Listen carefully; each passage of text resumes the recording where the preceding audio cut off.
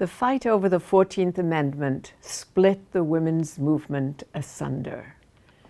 In 1863, at the height of the Civil War, women's rights advocates had suspended their fight and agreed to focus on slave emancipation. Now the war was over, and a large segment of former abolitionists and women's advocates, led by Lucy Stone, Frederick Douglass, and Henry Blackwell, asked women to keep quiet, to wait their turn.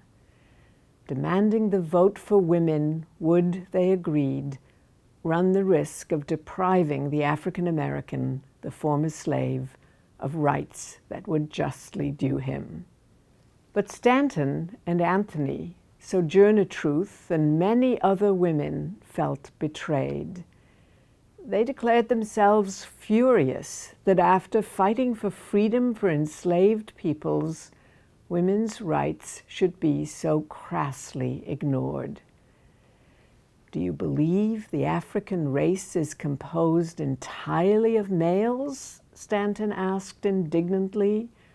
Why shouldn't freed women have the vote too, and along with them, all other women?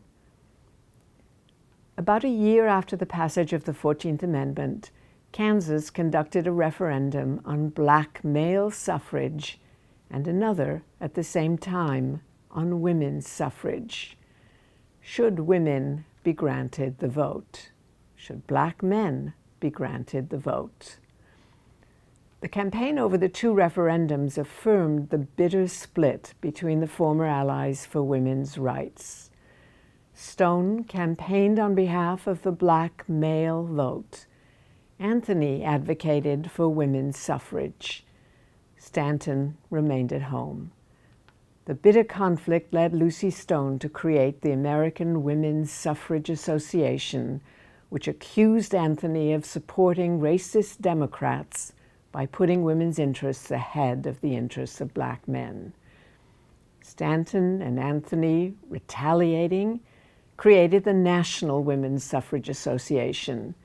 They couldn't understand how Lucy Stone could support a Republican group which was so misogynist.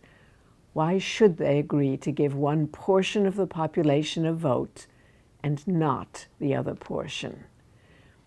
Surely the only possible explanation for that was that Lucy Stone did not fully understand the consequences of her actions.